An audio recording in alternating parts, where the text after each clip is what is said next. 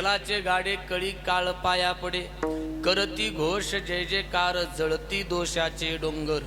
जगद्गुरु तुकोबारायाच्या अभंगातून संतांना ही वीर पदवी देत आहेत, संतांना वीर म्हणून संबोधतायत. तुकोबाराय म्हटले जे भक्त असतात, जे दास असतात, जे विठ्ठलाचे सेवक असतात ते वीर असतात म्हणे. वीर विठ्ठलाचे गाडे. नुसते वीर नाही तर त्यांच्या एवढे जगामध्ये मोठे वीर कोणी नसतात.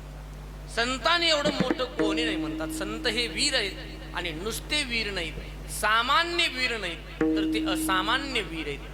काय असामान्यत्व त्यांचं आहे, असं काय असामान्यपण त्यांनी गाजवलेलं आहे, असं त्यांच्या जीवनामध्ये काय असामान्यता आहे.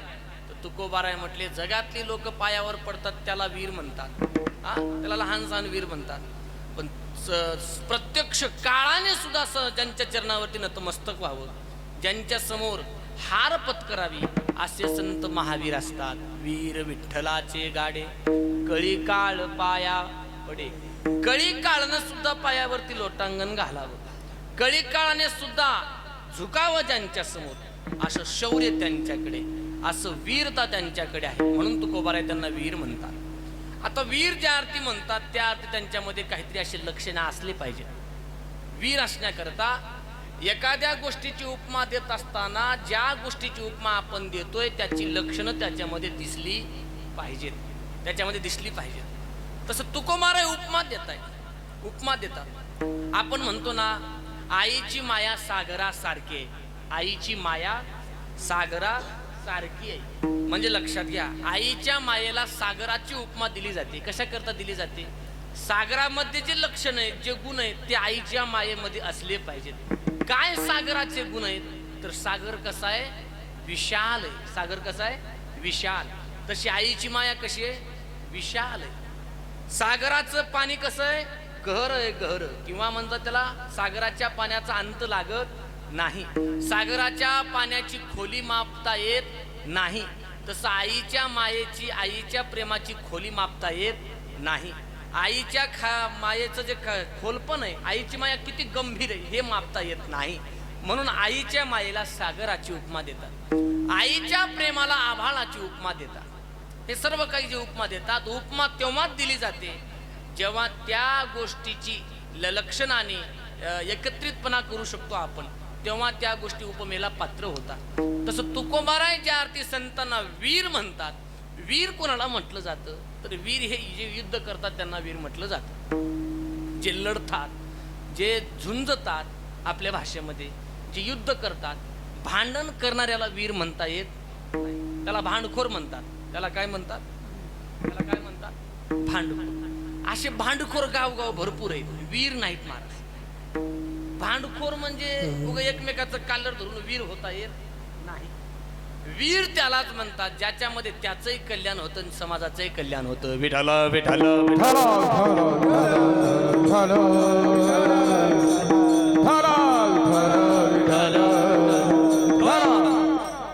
भांडण्यामध्ये आपलंही हित नाही आणि पुढच्याचं सुद्धा हित नाही. वादावादी करण्यामध्ये आपलंही हित नाही आणि पुढच्याचं सुद्धा हित नाही. आणि आणखी एक सांगू, त्या भांडणामध्ये पडणाऱ्याचं सुद्धा हित नाही. दोघं जण जोरात भांडणं चालू होतं दोघांची. एक म्हटला आपला नाद करायचं नाही, दुसरं म्हटलं आपलाही नाद करायचं नाही, आपण काही तुला कमी नाही. एक म्हटलं आपल्या नादाला लागू नको, एका बुक्कीमध्ये 32 पाडीन 32. दुसरं म्हटलं आपलाही नाद करू नको, एका बुक्कीमध्ये 64 पाडील. माझ्यासारखं एक आतमध्ये उडी मारलं. ते म्हणलं दादा मला तुमचं भांडण लागलंय कळालं. हे पहिलं जे म्हणलं एका बुक्कीमध्ये 32 पाडीन याचं मला योग्य वाटलं, पण तुम्ही एका बुक्कीत 64 पाडतो म्हटले. दात किती असतात माणसाला? 32. मग 64 कसे पाडणार? हा म्हटला मला माहित होतं तू आतमध्ये उडी मारणार आहे, याचे 32 अन तुझे 32, दोघांचे मिळून 64. एक लक्षात घ्या, भांडण करणाऱ्याचं हित नाही आणि भांडणात पडणाऱ्याचं सुद्धा हित नाही. भांडण करणं म्हणजे भांडखोर आहे, वीर नाही.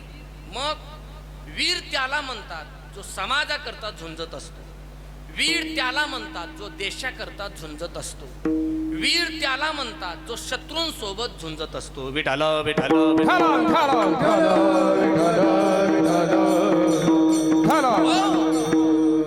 संतांना वीर ही उपमा देत आहेत. मग संत झुंजत असतात का?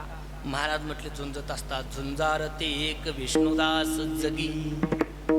विष्णुदास संत हे झुंजार आहेत, नेहमी ते झुंजत असतात. कोणासोबत? बाहेरच्यांना शत्रू वेगळे आणि आतले शत्रू वेगळे. बाहेरच्या शत्रूंसोबत जे झुंजतात त्याला व्यावहारिक वीर म्हणतात, आणि आतल्या शत्रूसोबत जे झुंजतात त्याला पारमार्थिक वीर म्हणतात. संत हे कोणते वीर आहेत? तर संत हे पारमार्थिक वीर आहेत. संत हे आतल्या वीरांसोबत, आतल्या शत्रूंसोबत झुंजत असतात. रात्रींदिवस आम्हा युद्धाचा प्रसंग, अंतर्बाह्य जग आणि मन. संत हे सतत झुंजत असतात. कोणासोबत? बाहेरल्या जगासोबतही झुंजत असतात आणि आतल्या जगासोबतही झुंजत असतात. विठाल विठाल विठाल विठाल.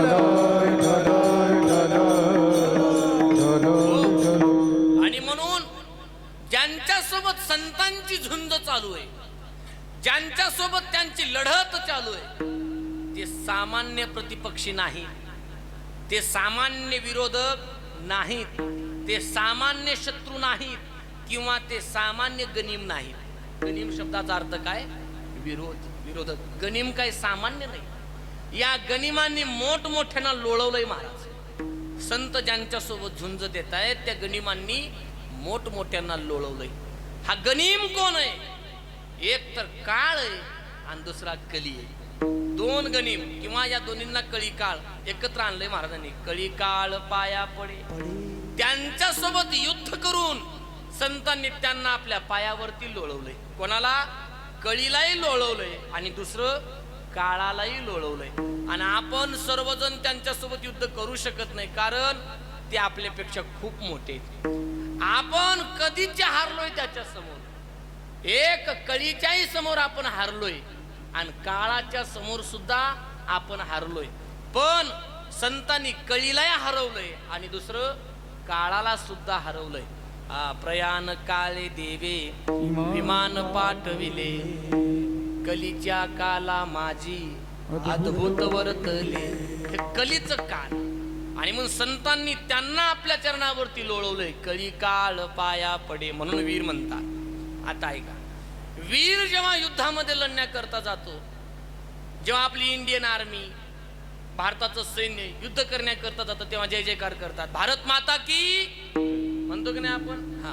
छत्रपती शिवाजी महाराजांचे मावळे जेव्हा युद्ध करण्याकरता जायचे, काय जय घोष असायचा त्यांचा? हर हर. बोला बोला बोला. हा, मावळे आहेत की कावळे आहेत? बोला की थोडं. हर हर थोडं जोरात. हर हर आहे ना, असं जयघोष करत जायचे, जयघोष. किंवा आपले जेव्हा असतात ना, आपल्या भारतीय सैन्यामध्ये काही रेजिमेंटरी आहेत. पंजाब रेजिमेंटरी, मराठा रेजिमेंटरी, आसाम रेजिमेंटरी, आणखी शीख रेजिमेंटरी, अशा रेजिमेंटरी आहेत. आपला मराठा रेजिमेंटरी जे सैनिक जेव्हा युद्धावर जातात काय म्हणतात? ते छत्रपती शिवाजी महाराज की जय हे म्हणतात. हा, असा जयघोष करून जातात. जय जय जय जवान जय किसान. हे जयघोषच आहे. कोणाचा आहे? जयघोषच आहे. असा जयघोष असतो. किंवा आणखी ऐका, पंजाबचे जेव्हा शीख बांधव युद्ध करण्याकरता जातात काय म्हणतात? वाहे गुरु दिदी, वाहे गुरु दिदा खालसा आणि वाहे गुरु दिदी फते, हे असं म्हणतात. एक लक्षात घ्या. तसं तुकोबाराय म्हणतात, जेव्हा संत सुद्धा युद्ध करण्याकरता जातात जयघोष करतच जातात. कोणता? पुंडलिका वरदे हरी विठ्ठल श्री ज्ञानदेव तुकाराम भगवान की जय. आणि असा जयघोष ऐकला की शत्रूचा अर्ध बळ संपत म्हणे, पार जळूनच जात. जळती दोषाचे डोंगर, करती घोष जय जयकार. असा घोष केल्याबरोबर त्यांचं बळ गळून पडतं. हे उपमा सांगतोय मी, उपमा. महाराजांना म्हटले, महाराज ठीक आहे, युद्ध करण्याकरता युद्ध करतात, वीर आहेत, आणि वीर म्हटलं की हातामध्ये शस्त्र लागतं. शस्त्र तुमच्या संतरूपी वीराकडे काय शस्त्र आहे महाराज? तर म्हटले त्यांच्याकडचं जे शस्त्र आहे ते असं शस्त्र आहे जे कधी भंग पावणार नाही. असं कोणतं शस्त्र आहे संतांच्या हातामध्ये? दया, क्षमा, शांती, बाण अभंग हे हाती. असे बाण आहेत म्हणजे त्यांच्या भात्यामध्ये, असे बाण आहेत त्यांच्या त्या भात्यामध्ये की ते बाण कधीच संपत नाही. अभंग असे बाण आहेत, कधी भंग पावत नाही. त्यांच्या बाणावरती आजपर्यंत कधी तोडगा पुढच्याला सापडला नाही. म्हणून असे संत आहेत. आणि म्हणून तुकोबाराय म्हटले, तुका म्हणे बळी तीच एक भू मंडळी, करती घोष जय जयकार, जळती दोषाचे डोंगर, विठ्ठल विठ्ठल. विठ्ठल विठ्ठल विठ्ठल विठ्ठल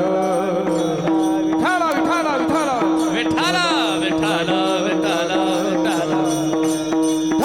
विठ्ठल विठ्ठल. हो. अभंगाचा सरळ भाव तुमच्या समोर मी ठेवलाय. आता अभंगाचं चिंतन मी माझ्या पद्धतीने करण्याकरता मोकळा आहे. लक्ष देऊन ऐका. हा, खूप गोड ऐका.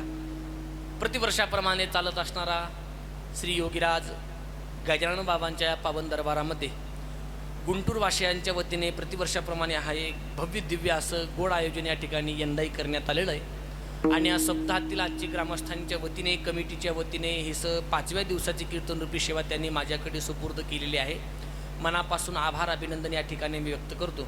या ठिकाणी उपस्थित सर्व काही गावातील, परिसरातील सर्व आदरणीय महाराज मंडळी या ठिकाणी उपस्थित आहेत. त्यामध्ये हरिभक्तपरायण आमचे परममित्र परमार्थ स्नेही स्वरगंधर्वा आमचे पद्माकर महाराज असतील मरशिवणीकर, हरिभक्तपरायण आमचे परममित्र परमार्थ स्नेही भजन सम्राट आमचे दत्तभाऊ असतील चोंडे, हरिभक्तपरायण आदरणीय भजन सम्राट आमचे समृत मामा असतील दैटणेकर, त्यांची उपस्थिती आहे. हरिभक्तपरायण आमचे आदरणीय या परिसराचं, या नगरीचं वैभव आमचे अर्जुन बाबा आहेत, गणेश बाबा आहेत. हरिभक्तपरायण आमचे बालाजी बाबा असतील. उपस्थित सर्व काही गावातील सर्व टाळकरी मंडळी आमचे गोविंद महाराज आहेत, खाली बसलेत सध्या, ते थोडं मोकळं होण्याकरता. उपस्थित सर्व विनेकरी साहेब असतील, आमचे चोपदार साहेब असतील. जे आपलं हे कीर्तन शूट होतं आहे, असे जल्लोष कीर्तनाचा हे यूट्यूब चॅनल आहे. आमचे आर्यन पाटील कळकेकर त्यांचे सुंदर चॅनल आहे.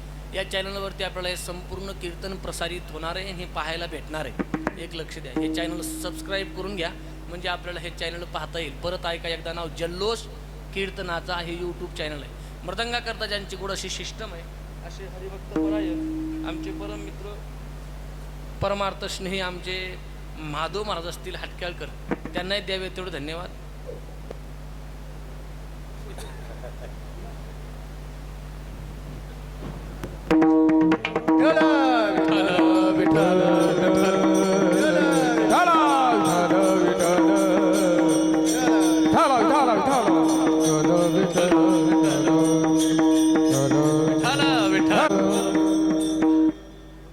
चुन करायला जेव्हापासून हार घातला की नाही, तेव्हापासून चुन चुन चुन चुन. सोपं नाही हो, कोणतंही सोपं नाही अवघड. तुम्हाला आमचा हार दिसतो पण मुंग्या दिसत असंच आहे. प्रत्येकाचं लक्षात घ्या. जो देखे सो किया बाबा. ऐका, लक्ष देऊन ऐका. महाराज जगद्गुरु तुकोबारायांचा अभंग, आजच्या अभंगातून जगद्गुरु तुकोबाराय संतांना वीर ही पदवी बहाल करताय. खरं पाहिलं तर आपला हा देश वीरांचा देश आहे. आपला देश हा सुरांचा देश आहे. आपला हा देश कर्तृत्व प्रधान देश आहे. आपला हा देश कर्म प्रधान आहे. आपल्या देशामध्ये नेहमी कर्म करणारे, आपल्या देशामध्ये नेहमी देशाची मान उंचवणारे, आपल्या देशाची शान वाढवणारे सुपुत्र जन्माला आलेले आहेत. विठ्ठल विठ्ठल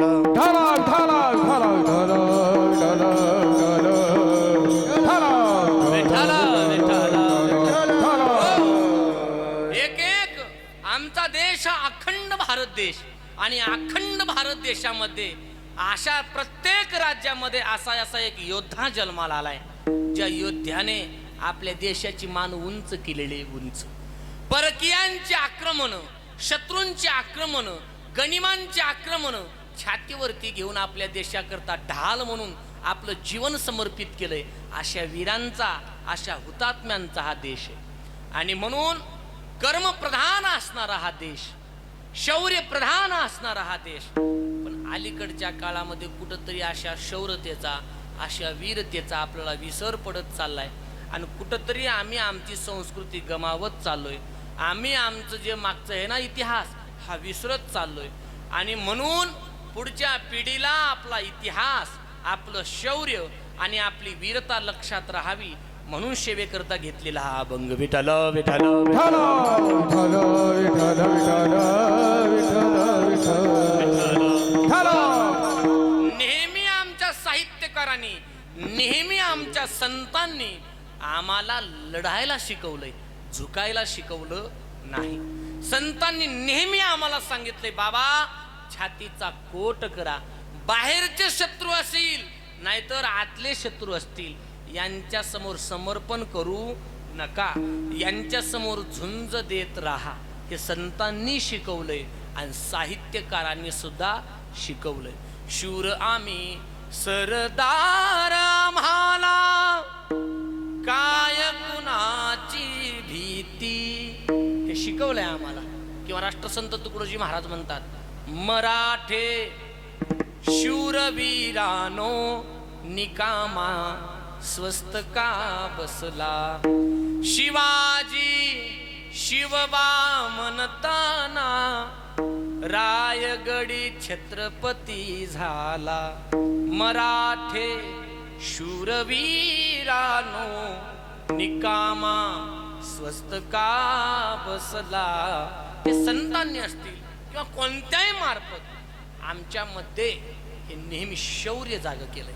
तसं तुकोबाराय सुद्धा आजच्या अभंगातून संतांची वीरत्वाची भूमिका तुमच्या आमच्या समोर ठेवून आम्हाला आमच्या शत्रूच्या संबंधी कसं आम्ही खंबीर असलं पाहिजे हे शिकवतायत. विठाल विठाल विठाल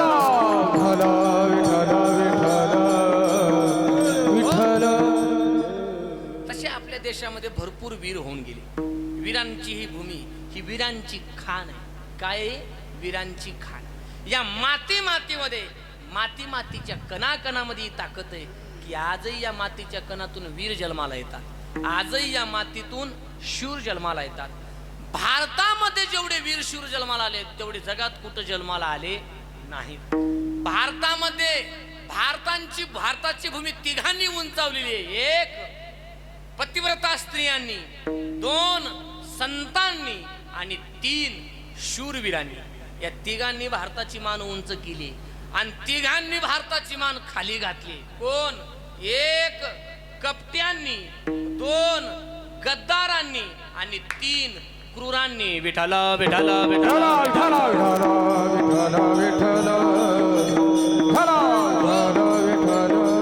आणि कोणत्याही देशामध्ये जा मायबाप, देशाची मान, राष्ट्राची मान हे तिघच उंचावत असतात. कोण कोण? तीन सजावत देश को, सती संत और शूर. तीन लजावत देश को, कपटी कायर और क्रूर. विठल विठल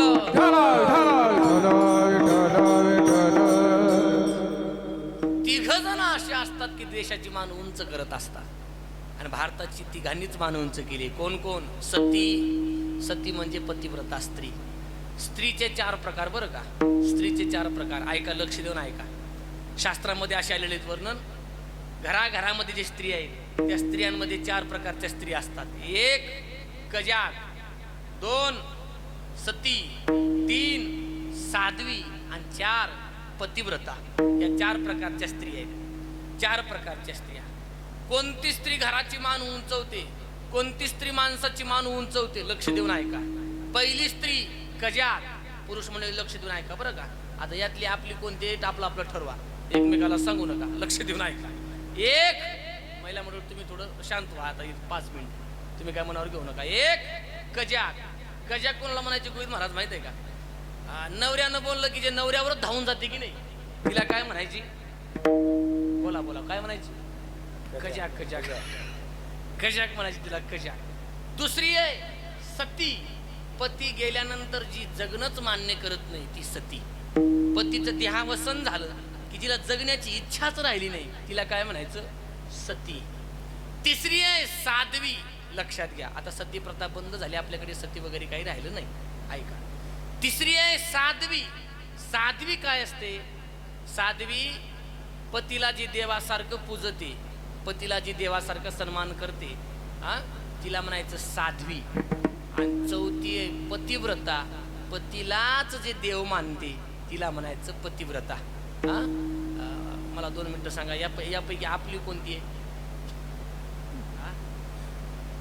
तुमची काय ना आमची काय? सगळ्यांची सारखीच आहे. काय त्याच्यात? मला वाटतं पहिल्याच वर्गामध्ये आहेत. आणखी काय? का पद्माकर महाराज पहिल्याच वर्गात आहे. तुमचं काय ना आमचं काय सगळ्याचं सारखंच आहे. हा, एक जण जज साहेबाकडे गेला. जज साहेब घटस्फोट पाहिजे, घटस्फोट. मला जज साहेब म्हटले काय एवढा का कदरला म्हणे, काय घटस्फोट पाहिजे, किती वर्ष झाले लग्न करता? वर्ष म्हणे 6 महिने झालेत, फक्त 6 महिने. आणि 6 महिन्यात एवढा कसा काय कदरला? काय सांगावं म्हणे, बायकोनं फार भंड आणून टाकले. मला काही संसार करायचा नाही. कुठून या पेचामध्ये पडलोय काय माहित, मला फार अवघड झाले. काय नेमकं झालंय तुला? काय सांगावं म्हणे, सकाळी उठलं तेव्हापासून झोपेपर्यंत तिचाच प्रभाव माझ्यावरती आहे. हा, माझ्यावरती काय म्हणाय गेले की लगेच अंगावरती धावते. मला करायचं नाही. झालं काय असं? तो म्हटलं सकाळी उठलं की लसूण काय मला सोलावा लागतो, कांदा काय मलाच कापावा लागतो, कपडे काय मला धुवावे लागतात. फार कदर आला म्हणे, कदर. हा, जज साहेब म्हटले बाबा याच्यामध्ये घटस्फोट घ्यायचं काय कारण आहे? असं काय लय अवघड आहे का म्हणे? हा, ऐक म्हणे, असं काय लय अवघड नाही. मी तुला काही टिप्स देतो. लसूण सोलण्याच्या अगोदर थोडं गरम पाण्यामध्ये भिजू घालत जा. कांदा कापण्याच्या अगोदर थोडं फ्रीज मध्ये ठेवत जा. आणि कपडे धुण्याच्या अगोदर थोडं सर्फ एक्सेल मध्ये भिजू घालत जा. हे मागच्या मागे निघालं. जे साहेब म्हटले काय झालं बाबा? राहू द्या म्हणे तुमच्या टिप्स. हा, मला काय तुमच्याकडून घटस्फोटाची अपेक्षा नाही. का माझ्यापेक्षा तुमची हालत खराब आहे. म्हणजे एवढं ज्या अर्थी तुम्ही सांगताय त्या अर्थी तुम्हालाही सगळं हे करून इथं यावं लागतंय. एक लक्षात घ्या. म्हणून हे सती स्त्रीनं जर ठरवलं तर माणसाची मान उंच करत असते, आणि स्त्रीनं जर ठरवलं तर माणसाची मान खाली घालत असते. या भारतामध्ये अशा काही स्त्रिया होऊन गेल्या की ज्यांनी या भारताची मान उंच केलेली अशा भरपूर स्त्रिया होऊन गेल्या. राणी लक्ष्मीबाई असतील, अहिल्याबाई होळकर असतील, जिजाऊ मासाहेब असतील. काय स्त्रिया होऊन गेल्या महाराज. हा, मेल्या पण मै मेरी झाशी नाही दुंगी, ही राणी लक्ष्मीबाई. अहिल्याबाई होळकर काय तत्वाची राणी होती महाराज अहिल्याबाई म्हणजे. हा, अहिल्याबाईच्या राज्यामध्ये त्यांनी एक नियम टाकला होता. अहिल्याबाईच्या राज्यामध्ये अरे माणसावर अन्याय झाला तर यात नवल नाही, प्राण्यावर जरी अन्याय झाला तरी प्राण्यावर सुद्धा त्या अन्यायाचं काय म्हणजे कोणी अन्याय केला असेल तर त्याच्यावरती शिक्षा व्हायची. आणि किती शिक्षा व्हायची कोणी राहू द्या. अहिल्याबाईंच्या त्या राज्यामध्ये चौकामध्ये एक मोठासा घंटाच बांधला होता. कोणावरही अन्याय झाला की त्यांनी घंटी वाजवायची, लगेच न्याय मिळणार. एके दिवशी झालं महाराज असं, एक गाय घंटा वाजवत होती. गाय मोठमोठ्याने घंटा वाजवत होती. संपूर्ण गावातली लोक जमा झाली आणि लोकांनी आश्चर्य करायला लागलं. गाय तोंडामध्ये धरून ती दोरी घंटा वाजवत होती. अहिल्याबाई आली. अहिल्याबाईने विचारलं काय झालं? कोणीतरी म्हटलं महाराज हे राणी सरकार, ही गाय तुमच्याकडे न्याय मागते. कशाचा न्याय? काही नाही, कोण्या तरी व्यक्तीने हिच्या वासरावरती रथ घातलाय, रथ, आणि हिचं वासरू मरून पडले, ही तुमच्याकडे न्याय मागते. ती म्हटली कोण आहे? त्या नराधामाला तर रस्त्यावरती टाका आणि त्याच्यावरून रथ घाला. नंतर कळालं ज्या व्यक्तीने रथ घातला होता वासरावरती ती अहिल्याबाईंचा मुलगा होता. कोण होता? अहिल्याबाईंचा मुलगा होता. राणी सरकारला जेव्हा कळालं, राणी सरकार म्हटली माझा मुलगा असो नाही तर कोणाचाही कोणी असो, इथं चुकीला माफी नाही. आणि राणी सरकारने स्वतःच्या मुलावरती रथ घालण्याचा आदेश दिला. कोण घालणार आहे? कोणी पुढे येत नाही. आणि राणी सरकार स्वतः रथावरती बसल्या, स्वतः रथ चालवायला लागल्या. अंगावरतून रथ घालणार आपल्या मुलाच्या. एवढ्यामध्ये जी गाय न्याय मागण्याकरता आली होती तीच गाय पुढे आली आणि तिच्या डोळ्यामध्ये अश्रू होते. तिनं रथ जाऊ दिला नाही. मला काय सांगायचंय बाबा, अशा काही स्त्रिया होऊन गेल्या तत्वाच्या. एक स्त्री होऊन गेली मदानलसा नावाची. मदानलसा काय होती माहित आहे? अरे जिने आपल्या लेकराला स्वतः पाळण्यामध्ये टाकलं आणि पाळण्याची दोरी हातामध्ये घेऊन काय गाते माहित आहे? पिक्चरची गाणे नाही गायले तिने. मग हा देह नाशिवंत मळमूत्राचा बांधा, हा देह नाशिवंत मळमूत्राचा बांधा, हरी घातले रे गर्भ कीटकाचा साधा, वरी जन्म घातले रे कीटकाचा साधा, रवरवा दुर्गंधे अमंगळतेचा बाधा, रव रव दुर्गंधी रे मंगळ बाधा, सबरे हरे हारा शरण दारी गोविंद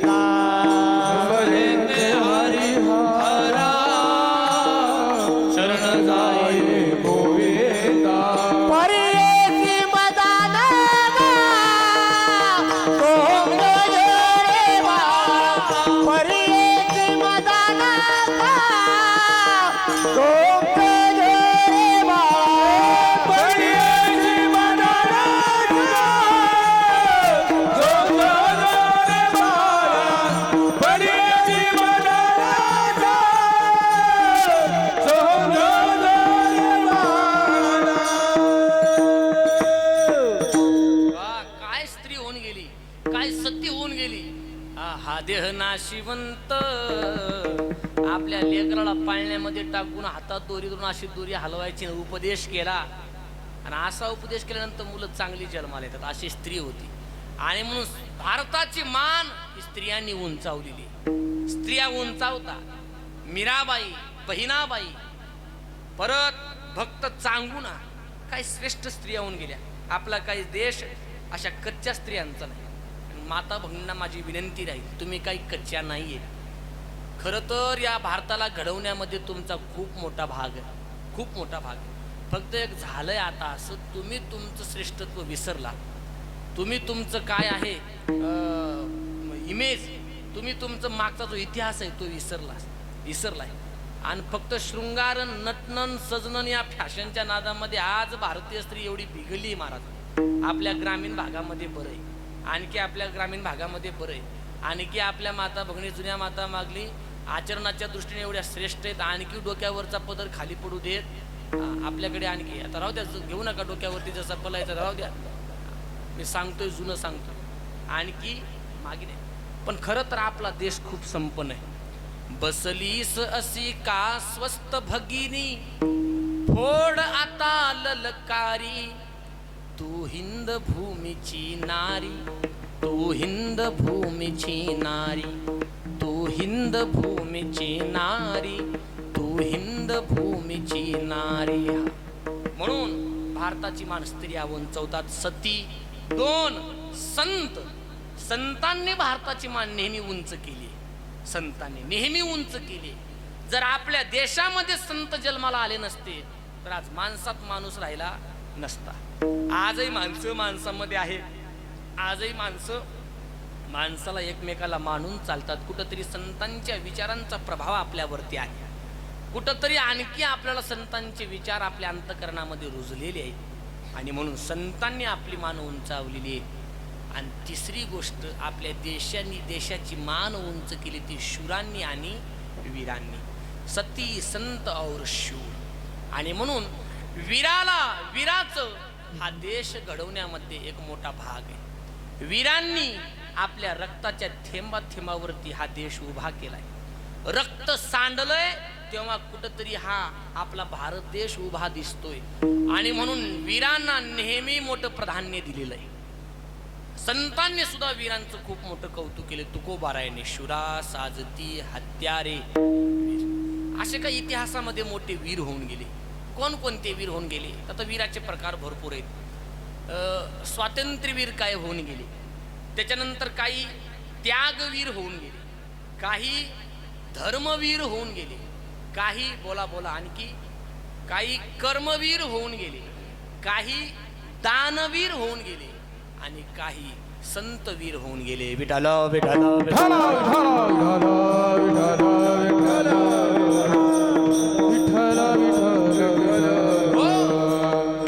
स्वातंत्र्यवीर सावरकर होऊन गेले. सावरकर आता स्वातंत्र्यवीर सावरकर तर आहेतच, पण या स्वातंत्र्यामध्ये भरपूर वीरांनी आपल्या जीवनाचं बलिदान केले. काही नावं असे आहेत की आजही अज्ञात आहेत. ती नावं आजही या मातीमध्ये एक वीरत्व जन्माला आला होता.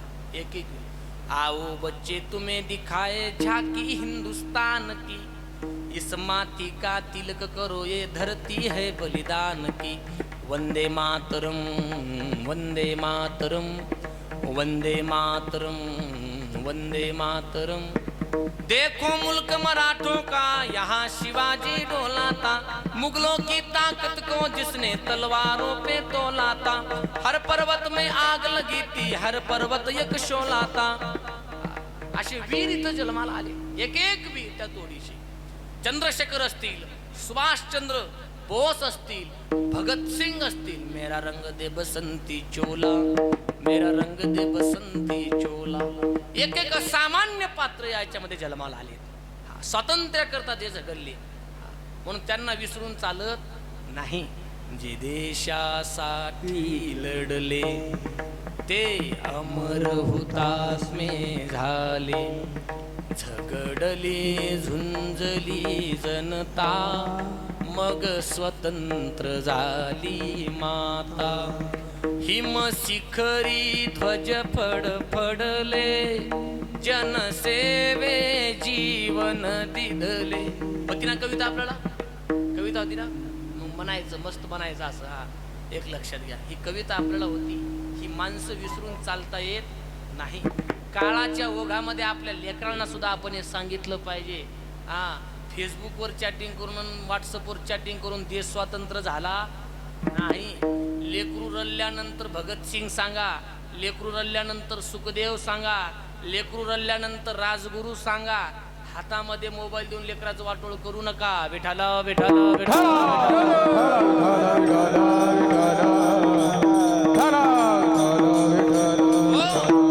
स्वातंत्र्याकरता माणसांनी बलिदान दिलं. आपल्या आयांनी आपल्या पोटचं लेकरू देशाकरता समर्पित केलं. काही आमच्या स्त्रियांनी आपला नवरा देशाकरता समर्पित केला. तेव्हा कुठंतरी हा भारत आमचा दिसतोय. आणि म्हणून काही स्वातंत्र्यवीर झाले, काही त्यागवीर झाले. त्यागवीर, त्याग काय असतो? त्याग, चाफेकर बंधू नावाचे 2 बंधू होऊन गेले. आम्हाला सांगितलं जात नाही. तुम्ही लोक, तुम्ही वाचा कधी कधी या लोकांना. देशाच्या स्वातंत्र्यामध्ये काय त्यांचा त्याग होता, काय समर्पण होतं, ही लोक वाचा तुम्ही कधी कधी. त्यागवीर. काही दानवीर होऊन गेले. दानवीर, ज्यांनी दानाकरता आपलं जीवन समर्पित केलं. दानवीर कर्ण काही सामान्य माणसं नव्हते. दानवीर. काही महावीर होऊन गेले. आपले हनुमंतराय हे महावीर आहेत बरं का. काय?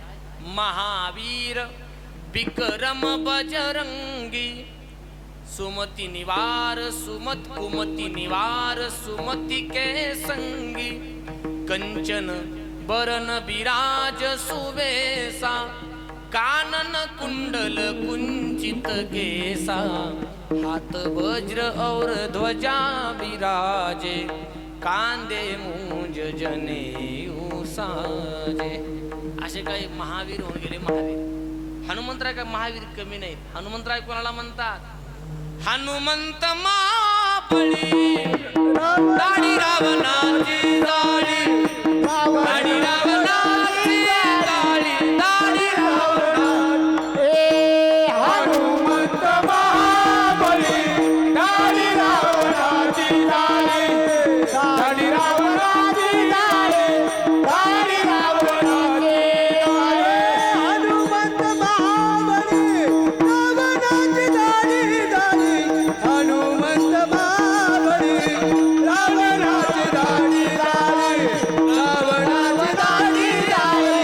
रावणाची जाळी, जाळी. हनुमंत महाबळी दाढी रावणाची जाळी, दाढी रावणाची जाळी, दाढी रावणाची जाळी, दाढी रावणाची जाळी, दाढी रावणाची जाळी.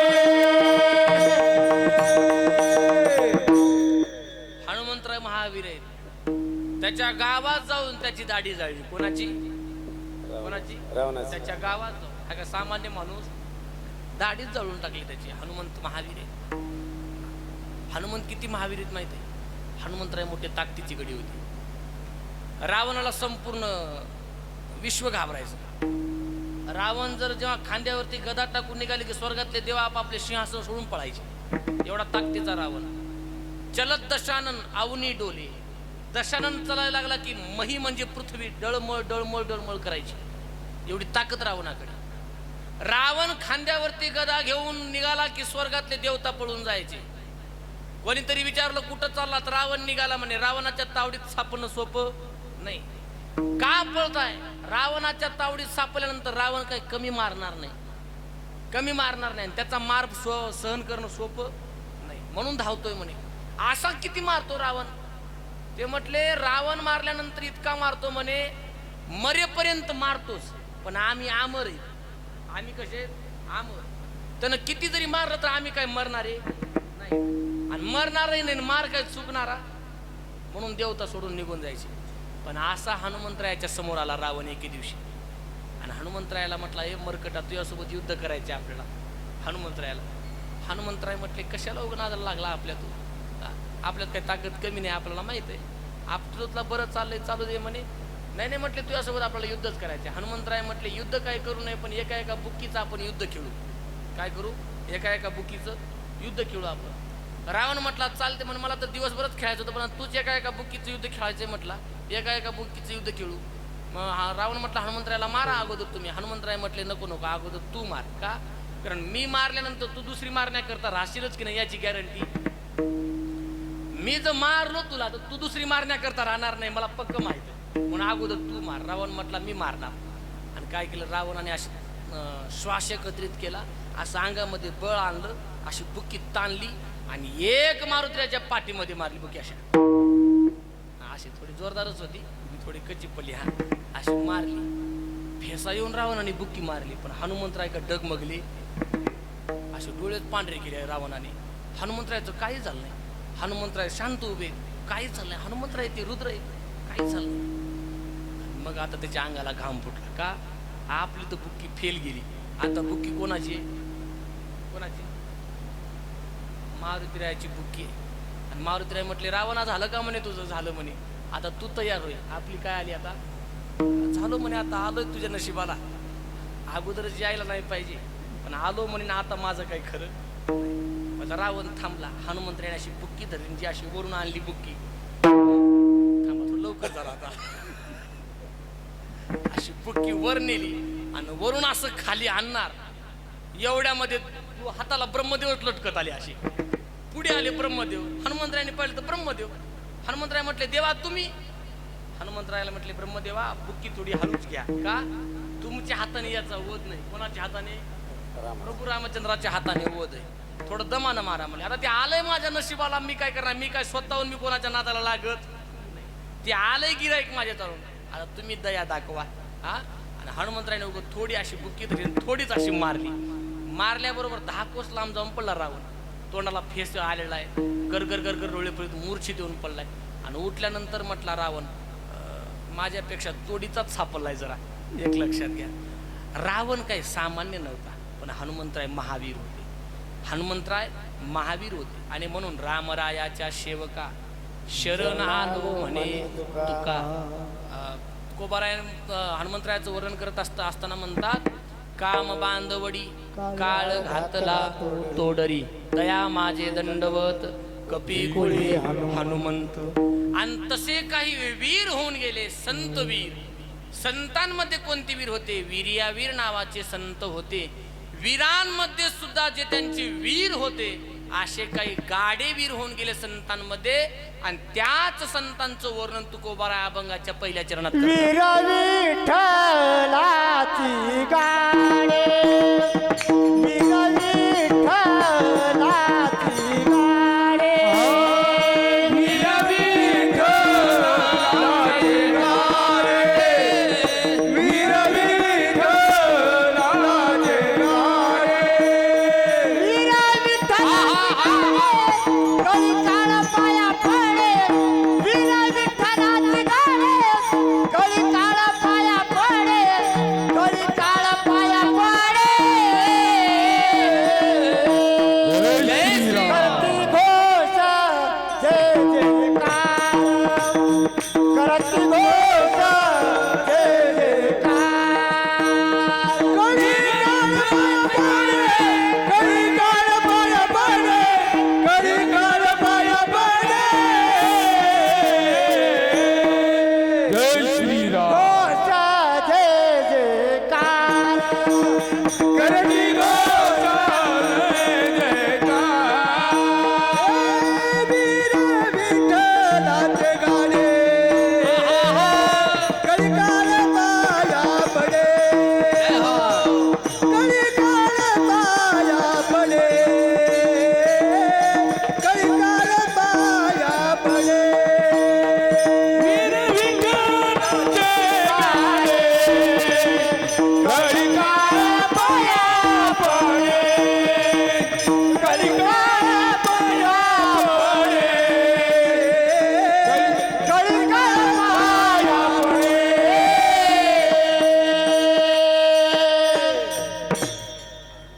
अशा प्रकारचे वीर आणि त्याच्यामध्ये संतांना सुद्धा वीर म्हणतात. वीर हे सुद्धा झुंजत असतात. तुकोबारायांनी संत रूपी वीरांचं वर्णन तुमच्या आमच्या समोर केलेलं आहे. वीर विठ्ठलाचे गाडे. सगळ्यात मोठे वीर जर कोणते असतील तर ते संत रूपी वीर आहेत. तुका म्हणे वीर्या वीर संत धीर समुद्र. संत हे सर्व वीरांचे शिरोमणी आहे. असं काय त्यांनी शौर्य गाजवलेलं आहे, असं मैदानामध्ये काय त्यांनी शूरता गाजवलेली आहे, एक लक्षात घ्या. हे सर्व जे वीर आहेत हे व्यवहारातले वीर आहेत आणि संत जे वीर आहेत हे परमार्थातले वीर आहेत. एक लक्षात घ्या बरं का. बाहेरचे जिंकणं सोपे आहे, तो बाहेरचं जिंकणं सोपं आहे, पण आम्हाला सळो की पळो जर कोणी करून सोडला असेल गणेश बाबा, कोण केलंय, कोण केलंय? आतल्या गद्दारांनी केलंय, गद्दारांनी. आणि आतले गद्दार लय धोकादायक असतात. आम्हाला बाहेरच्याचा त्रास नाही. कोणाचा त्रास आहे? आपली माती आपली माणस. त्याचा अर्थ माहित आहे का तुम्हाला? आपली माणसं आपलीच माती. विठ्ठल विठ्ठल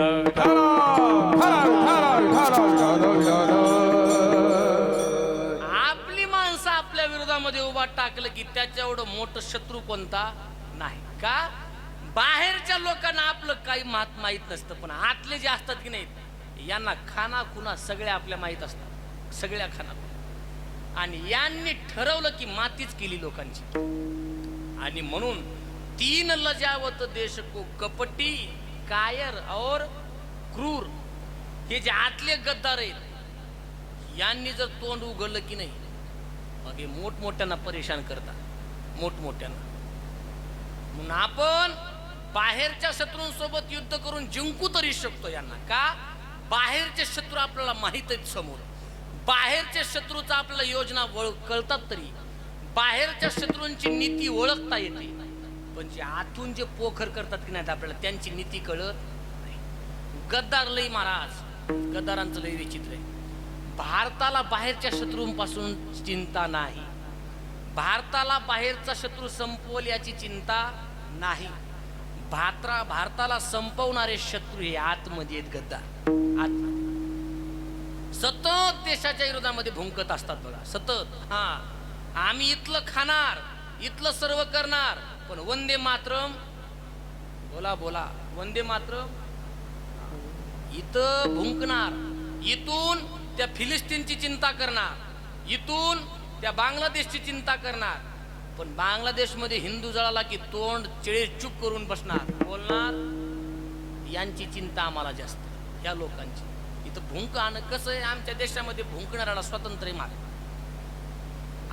अमेरिकेचे कुत्रे विमानतळावर उतरले, भारतातले कुत्रे गेले महाराजांचं स्वागत करण्याकरता. या या या रावसाहेब या, तुमचं स्वागत आहे, या या या या स्वागत आहे. आता त्यालाही त्या अमेरिकेच्या कुत्र्याला यावं वाटत नव्हतं भारताच्या कुत्र्यांना, पण आता आलायच मेहमान म्हणून आपण आता काय करायचं. गेले फुलं घेऊन, गुच्छ घेऊन, सर्व काय असं भेट घेतली. वा वा म्हणे, तुम्ही आमच्या देशामध्ये आलात, स्वागत आहे तुमचं, स्वागत आहे, तुम्ही आमचे पाहुणे आहेत, पाहुणे. आणि बोलता बोलता म्हटले, का हो रावसाहेब तुम्ही अमेरिकेतून इथं कशा करता आले, तिथं काय खाण्याची व्यवस्था कमी आहे का? ते म्हटलं, खाण्याची व्यवस्था अहो तिथं खायला काही कमी नाही. सकाळी उठल्याबरोबर बटर लावून पाव असतो तिथं. कुठं? अमेरिकेमध्ये. आपल्यासारख्या भाकरी तिथं नसतात, तिथं बटर पाव असतो, खायला काही कमी नाही. तिथं राहायला आमच्या सुरक्षित कुठंही नाही, आमच्या एवढं आयुष्याराम कुठं नाही, सगळं काही आहे, मान पान सगळं तिथं आहे. मग म्हटलं, भारतातला कुत्रा म्हटलं, मग अमेरिकेतल्या कुत्र्याला मग ते सर्व सोडून तुम्ही इथं कशा करता आले भारतामध्ये? म्हटला, सगळं सोडून इथं याच्याकरता आलो, भारतामध्ये कुत्र्याला भुंकण्याचं जेवढी सूट आहे तेवढी अमेरिकेमध्ये. ज्याला समजलं त्याला धन्यवाद. लक्षात घ्या, माझा पॉइंट त्याच्या लक्षात आला, त्याला धन्यवाद. इथं जेवढं कुत्र्यांना भुंकण्याकरता सूट आहे तेवढी दुसऱ्या ठिकाणी नाही, म्हणून इथं आम्ही तिकीट काढून येतोय. विठ्ठला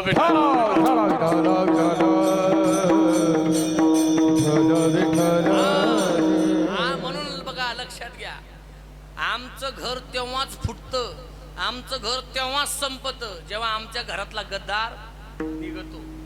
घरातल्या गद्दारांनी घर संपवले, तसं माणसाला संपवलंय घरातल्याच लोकांनी. कोण? ओले मृतिकेचे मंदिर, ओले मृतिकेचे मंदिर, ओले मृत्यूचे मंदिर, ओले मृत्यूचे मंदिर. आत 6 जण उंदीर, आत 6 जण उंदीर, आत 6 जण उंदीर,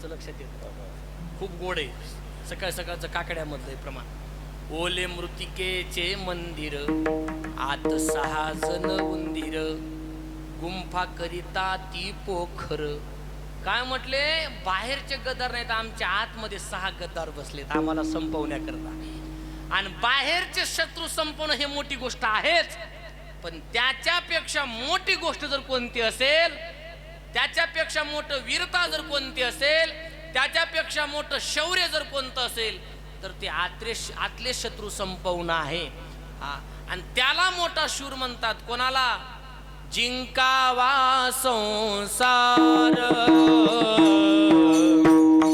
जिंकावा संसार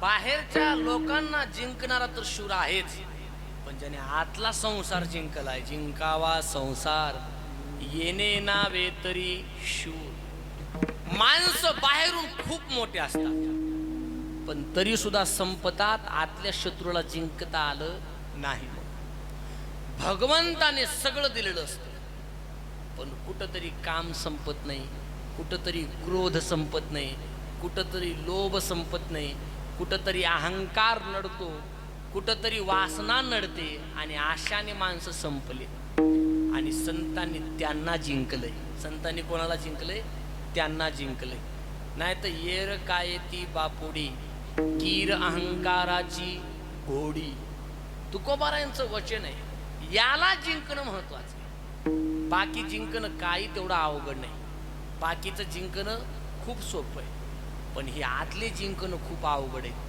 आणि संतांनी त्यांना जिंकले म्हणून वीर विठ्ठलाचे गाडे यांनी यांच्यावरती वीरता दाखवली कामाला जिंकणं सोपं आहे नाही का कामाने मोठमोठ्यांना परेशानीमध्ये आणले कामाजी कोतवाल याने नाडिले बहुदासी हरिहराचे आबरू घेतो भय नाही त्यासी क्रोधाची फौजदार मिळाला तोही त्यासी असे काय काय आहे ते शत्रू ज्याने तुम्हा आम्हाला परेशान करून सोडले आणि म्हणून संतांनी यांच्यावरती विजय मिळवलाय काम क्रोध बंदी खानी काम क्रोध बंदी खानी काम क्रोध बंदी खानी काम क्रोध बंदी खानी कामने दिले दोन्ही तू कामने दिले दोन्ही कामने दिले दोन्ही कामने दिले दोन्ही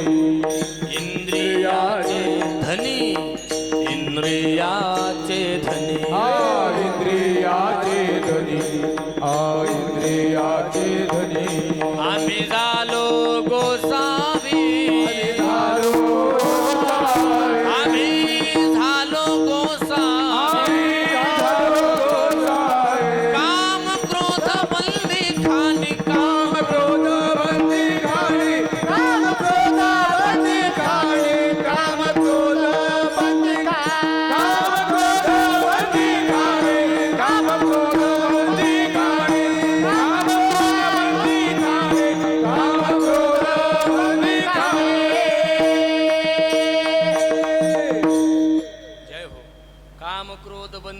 आणि तुका म्हणे दिले दोन्ही.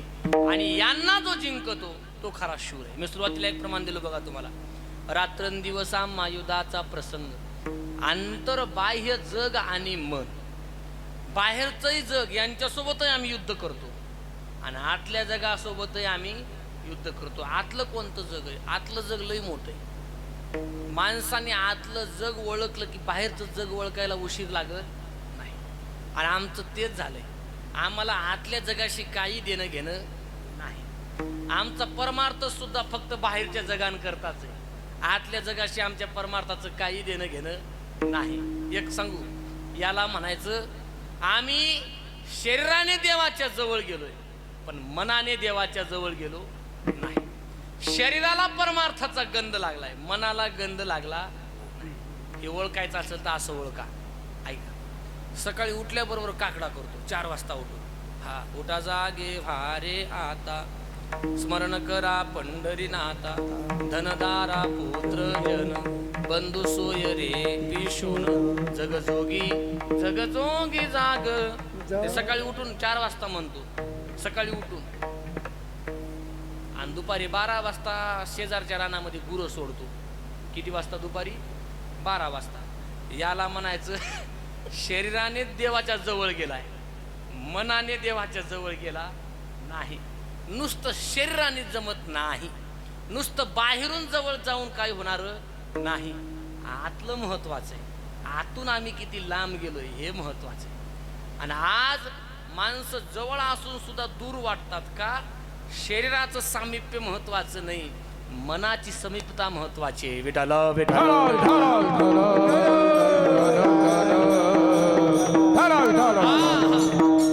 माणसाचे आज मनच जुळत नाही, कारण माणसं मनाने एकमेकापासून खूप दूर गेलेत.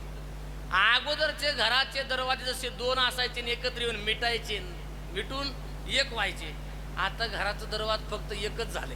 घराचा दरवाजा एकच झाले. तसं माणसं एकल कोंडी झाली, सगळी एकल कोंडी. एकटंच लागतात आणि एकटंच उघडतात, दुसरा कोणी नकोय. आणि म्हणून हे जीवनामध्ये सुद्धा आमच्या आलंय. नुसतं बाहेरून जिंकून चालत नाही हो, समाधानी करता आतलं सुद्धा महत्वाचं आहे. आणि मला सांगा, या काळामध्ये आमच्याकडे कोणत्या गोष्टीची कमी आहे? सगळ्या गोष्टी आमच्याकडे. आज माणसाने सगळं मिळवलंय, असं काही ठेवलं नाही मिळवायचं, पण तरी सुद्धा माणसं समाधानी आहेत. तरी सुद्धा माणसं रिकामी असल्यासारखे आहेत, रिकामी. तरी सुद्धा माणसाला एकटं बसलो, किती जरी आम्ही प्रगती केली, किती जरी मिळवलं, तरी माणसाला वाटतं असं माझं मिळवायचं काय राहिलंय, असं माझ्याकडे काय राहिलंय की मला सुनं वाटतं. एकच राहिलंय, आतल्या गोष्टीवर आम्ही कंट्रोल केलेलं नाही. आणि बाहेरच्या किती जरी गोष्टी मिळून जर मनच आमचं पळत असेल तर महाराज म्हटले आपण समाधानी होऊ शकत नाही. संतांनी ते केलंय.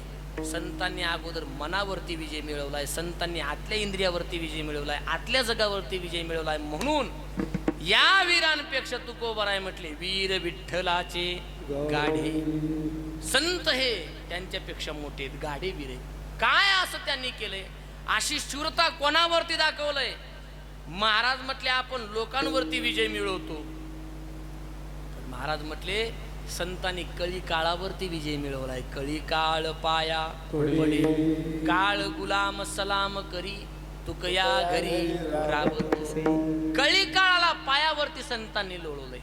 आपण आपलं जीवन कळी काळाच्या ताब्यात आहे आणि कळी काळ संतांच्या ताब्यामध्ये. आणखी किती जरी माणूस मोठा झाला आणि किती पैसा आला आणि किती मोठा वशिला आला आणि किती बॅकग्राऊंड मोठं असलं तरी कळी काळाला हरवता आलं नाही. काळाला आपल्याला हरवता आलंय का? नाही हरवता आलं. लई पैसा झाला आणि आला काळ नेण्याकरता आपण म्हटलं का एवढं घे आणि 4 दिवस गप तोंड ठेव. आपण म्हणलं का नाही तुझं किती राहू दे म्हणे, इतर ठेवून चल गप निघून म्हणतो की नाही. काळावरती पैशानं चालत नाही. रिश्वत देऊन काळ झुकला नाही. बरं काळाजवळ वशिला चालला का? नाही. कोणाचाही वशिला किती मोठ्याचा लावा, पंतप्रधानाचा जवळचा लागतोय, पंतप्रधानच संपला, काय करणार आहे आपण? सोडविना राजा देशीचा चौधरी आणि कसोयरी भली भली. वशिला चालत नाही. बदली कामगार चालतो का तिथं? बदली कामगार चालत नाही. याला म्हणायचं आपलं जीवन त्याच्या ताब्यात आहे. आपण कोणाच्या ताब्यात आहे? त्याच्या. आणि संतांच्या ताब्यामध्ये तो आहे. संतांनी त्याला ताब्यात घेतलंय. कळी काळ पाया पडे. एका रस्त्याने असा काही पोलीस चोराला घेऊन चालले होते. चोर मधामध्ये होता. पुढे 2 पोलीस, मागे 2 पोलीस आणि शाळेच्या समोरून चालली होती ती ट्रीप. ते आठवड्याच्या बाजारीच्या दिवशी ते फिरवतात म्हणा ना, ते फिरवतात, चोराला फिरवतात. आणि एका शाळेच्या समोरून चाललं होतं हे. शाळेतले विद्यार्थी बाहेर आले आणि काही शिक्षक थांबले. ते म्हटले गुरुजींना, गुरुजी हे काय प्रकरण आहे? ह्या कोण आहे?